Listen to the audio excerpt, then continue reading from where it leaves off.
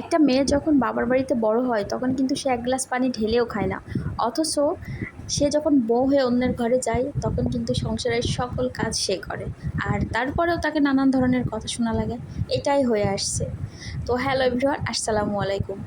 আজকে বাজারে টুকিটাকি যে মাছগুলো কেনা হয়েছিল সেগুলো সব কিছু ধোয়া গোছানো কি করলাম সেটা আপনাদের সঙ্গে শেয়ার করছি। তো আজকে বাজার করা হয়েছিল, আজকে বাজারে কয়েকটা ধরনের মাছ কেনা হয়েছিল, শুধু অন্য কিছু কেনা হয়নি, কারণ আমি একা এত কিছু করতে পারবো না, কষ্ট হয়ে যায়।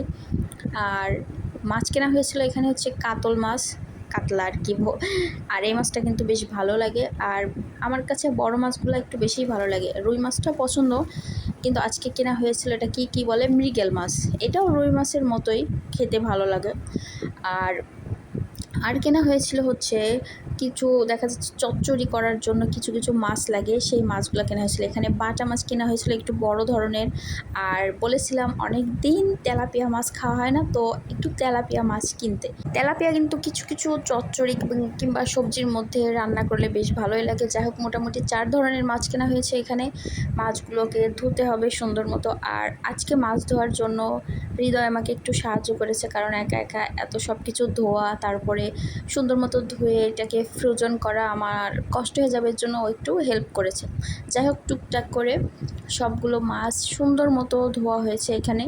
আর এই কাতল মাছটার মাথা রেখে দেওয়া হয়েছে এই জন্য যে এটাকে মুড়ি ঘন্ট বা মুড়ো ঘন্ট করা হবে, এর জন্য। আচ্ছা, এখন মাছগুলোকে ধুয়ে সুন্দর করে, তারপরে এটা পানি ঝরানো হয়ে গেলে সুন্দর করে প্যাকেট করে এটাকে ফ্রিজে রাখবো। আর কি সবজি কিনলাম সেগুলো এখন বের করে এটাকেও ফ্রোজেন করা হবে। আসলে খুব বেশি সবজি কেনা হয়নি, কারণ সবজি টাটকা খাওয়ায় অনেক ভালো। তারপরও এখানে কি সবজি কেনা হয়েছে, সবজি কেনা হয়েছিল হচ্ছে বেগুন, টমেটো, সিম, পালং শাক, মিষ্টি কুমড়ো আর পুঁইশাকের ফল।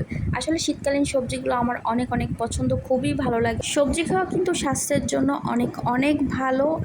আর আসলে সংসারে অনেক কাজ থাকে, অনেক কাজ করতেও হয়, একা হাতে কাজ করতে করতে আমি হিমশিম খেয়ে যাচ্ছি, কিন্তু এটা আসলে সবার চোখে পড়ে না।